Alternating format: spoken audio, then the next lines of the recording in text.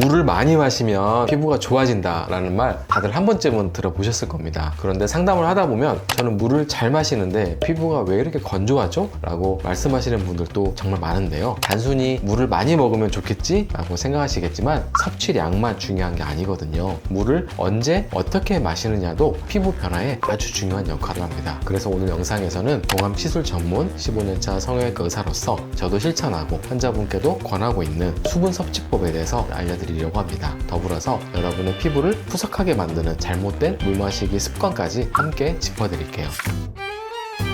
우리가 흔히 피부가 건조하다고 하잖아요. 근데 사실은 건조한 게 아니라 속부터 말라있는 상태일 수 있습니다. 우리 몸은 절반 이상이 물로 되어 있잖아요. 젊었을 때는 70%에서 80%가 수분인데 나이가 들면 50% 아래로 떨어지거든요. 그 중에서도 피부는 수분 부족이 가장 먼저 티가 나는 부위입니다. 문제는 이렇게 피부 속 수분이 줄어들면 피부가 자꾸 당기고 푸석푸석해진다는 겁니다. 세안 후에도 바로 당기고 아무리 보습제를 발라도 속은 메마른 느낌이 있죠. 그리고 만져보면 피부 겉이 좀 거칠고 잔주름들이 눈에 띄게 늘어나기 시작합니다. 이게 일상에서 가장 먼저 느낄 수 있는 피부 변화입니다. 이거는 단순히 제 경험에서만 나오는 얘기가 아니고 실제로 의학적으로도 연구한 논문이 발표된 적이 있는데요. 권장 섭취량보다 수분 섭취를 덜 하던 여성들에게 평소 마시던 것보다 하루에 2리터 정도를 추가로 더 마시게 했습니다. 그리고 나서 피부를 체크해 봤더니 피부 탄성도 좋아지고 외부 자극을 받아도 회복되는 속도도 더 빨라졌다고 하는데요. 이 연구에서 알 수 있듯이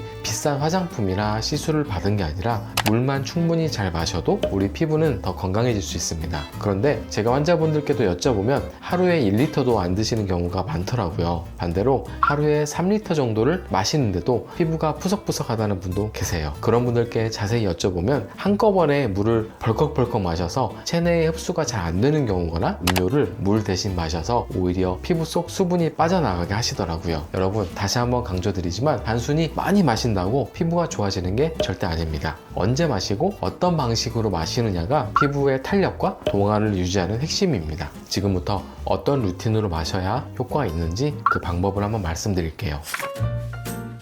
먼저 우리는 하루에 물을 얼마나 마셔야 할까요? 물은 단순히 갈증 해소용이 아니에요. 수분이 부족하면 단순히 피부가 푸석해지는 걸 넘어서 몸 전체가 영향을 받습니다. 피로감이 쉽게 오고 기억력도 떨어지고 변비가 생기고 숙면도 안 되고요. 심지어 뇌 기능까지 느려질 수 있는데요. 즉 체내 수분을 유지시키지 않으면 생명에 치명적인 영향을 받게 되는 거죠. 그런데 또 물을 무조건 많이 마신다고 또 좋은 게 아닙니다. 더운 날 심한 갈증을 느꼈을 때 벌컥벌컥 물을 들이키다가 어지럽거나 토하고 싶었던 적 있지 않으신가요? 물을 너무 많이 마시면 세포가 붓거나 심할 경우엔 뇌의 압력이 가해질 수도 있습니다. 이걸 저나트륨 혈증이라고 하는데 심각한 경우에는 뇌부종 같은 응급 상황이 가는 경우도 있습니다. 그 외에도 한 번에 수분을 많이 섭취하면 그걸 걸러내야 하는 우리 몸의 콩팥이 무리해서 일을 해야겠죠. 그래서 콩팥이 망가지는 신부전증 같은 무서운 병의 원인이 되기도 합니다. 그렇다면 피부의 건강을 위해서 물을 얼마나 섭취하는 게 적당한 걸까요?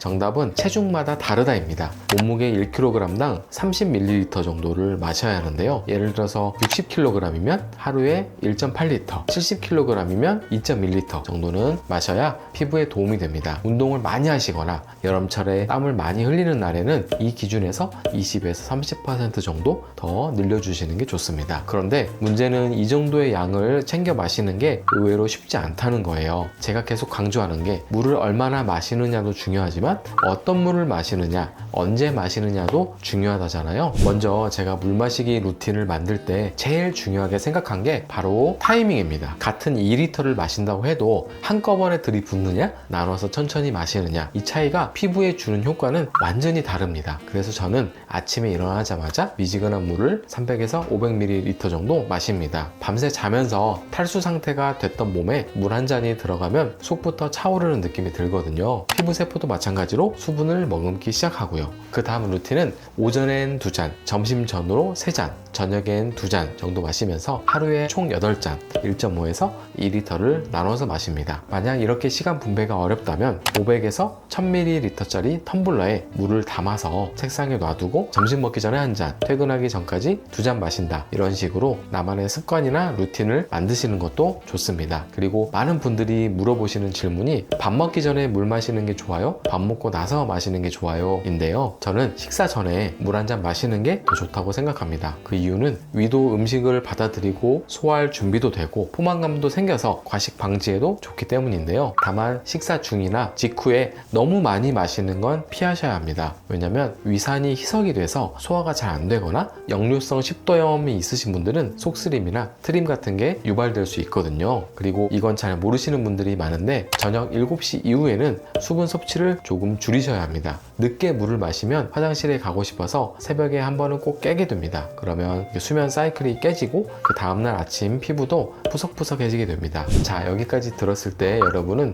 피부에 도움이 되는 타이밍에 물을 드시고 계셨나요? 그렇다면 축하드리고요. 틀리셨더라도 괜찮습니다. 지금부터라도 제가 말씀드린 루틴대로 물을 마신다면 분명히 지금보다 피부가 훨씬 좋아질 겁니다. 그런데 제가 여러 번 강조하고 있지만 물도 다 같은 물이 아닙니다. 온도나 종류에 따라서 피부 컨디션이 확 달라지거든요. 먼저 온도부터 한번 말씀드릴게요. 미지근한 물, 이게 가장 이상적입니다. 대략 체온과 비슷한 36도, 40도 정도가 좋고요. 위장에도 자극도 덜하고 흡수율도 훨씬 좋습니다. 특히 속이 약하거나 냉증이 있으신 분들은 찬물보다는 미지근한 물로 드시는 게 훨씬 편할 거예요. 다음은 여러분들이 가장 많이 오류를 범하는 물의 종류에 대해서 한번 이야기해 볼게요. 많이들 착각하시는 게 하루에 마시는 물의 양을 얘기할 때 커피, 녹차, 에너지 드링크 같은 것도 다 포함하시더라고요. 근데 이건 수분 공급이 아니라 오히려 수분을 빼앗는 작용을 합니다. 왜냐면 카페인은 이뇨작용이 있어서 오줌으로 수분을 더 배출시키거든요. 그래서 마신 것보다 몸에 남는 수분은 훨씬 적습니다. 그리고 제일 문제는 가당 음료예요. 콜라나 주스, 달달한 음료들 있죠? 이게 피부 노화를 더 빠르게 만드는 주범입니다. 당화산물, 영어로는 AGS라고 하는데요.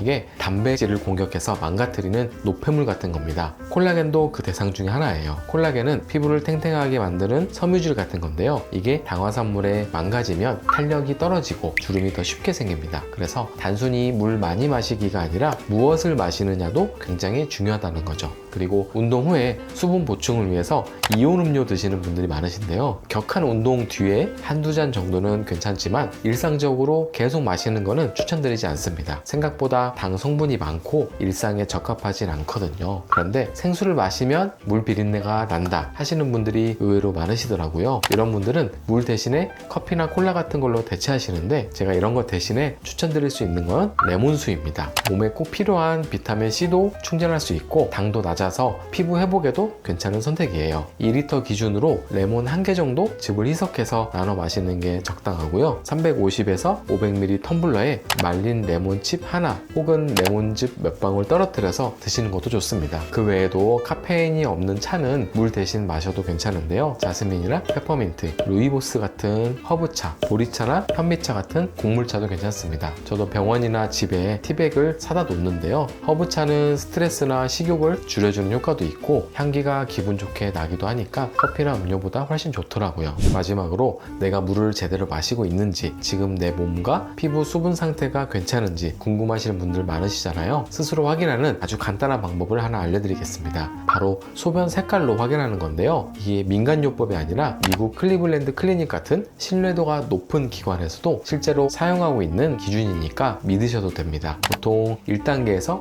7단계까지 색으로 나뉘는데요. 제가 환자분들께 설명드리는 방식으로 한번 쉽게 알려드릴게요. 아침에 첫 소변 색이 거의 투명하거나 아주 연한 레몬빛, 이게 1단계, 2단계 정도인데요. 이런 색이면 지금 수분 상태가 아주 양호한 거예요. 피부의 수분감도 잘 유지되고 있고 잔주름이나 푸석함이 아마 덜 느껴지실 가능성이 높습니다. 그 다음 3단계 정도는 약간 맑은 맥주색 정도라고 생각하시면 됩니다. 이건 괜찮은 편인데 조금 더 마셔도 좋겠다라는 느낌이고요. 피부가 예민하신 분들은 이때부터 속건조가 시작될 수도 있습니다. 근데 소변색이 진해지기 시작하면 얘기가 달라집니다. 진한 노란색, 탁한 노란색, 약간 갈색이 섞인 느낌까지 간다면 몸이 지금 물을 아끼기 위해서 진한 농도로 노폐물을 내보내고 있다는 뜻입니다. 이때부터는 피부 컨디션도 같이 떨어지기 시작할 겁니다. 특히 6, 7단계 진한 맥주색, 갈색빛이 나는 소변이 나온다. 그건 이미 심한 수분 부족이나 초기 탈수 상태입니다. 이 상태가 반복되면 피부는 늘 푸석하고 수면 후에도 회복된 느낌이 없을 거예요.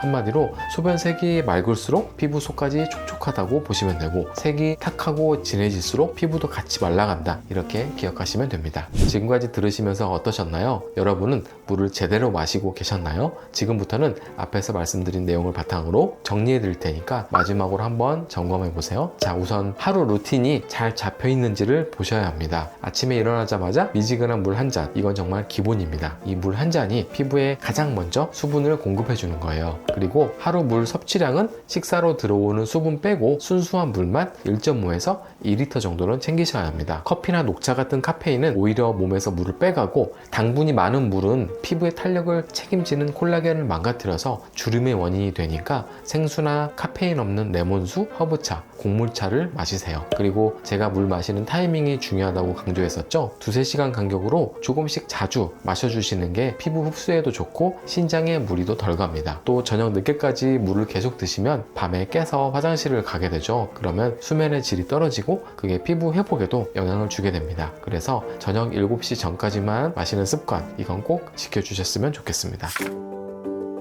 자, 오늘은 피부 이야기 중에서도 가장 기본이지만 많은 분들이 놓치고 계신 물 마시는 습관에 대해서 제대로 한번 짚어봤습니다. 피부는 속이 먼저 마릅니다. 겉에 뭘 바르기 전에 속을 먼저 채워주는 게 순서예요. 물을 어떻게, 얼마나, 언제 마시느냐, 이 작은 차이가 피부 재생력이나 시술 회복 속도, 그리고 탄력감까지 다르게 만들 수 있습니다. 진료실에서도 매일 느끼는 부분이라서 오늘은 조금 더 강조해서 말씀드렸고요. 이 영상을 보신 분들이라면 내일부터라도 물 마시는 루틴만큼은 바꿔보셨으면 좋겠습니다. 오늘 영상이 도움이 되셨다면 좋아요, 구독, 알림 설정 부탁드리고요. 저는 다음에 더 알찬 내용으로 찾아뵙겠습니다. 감사합니다.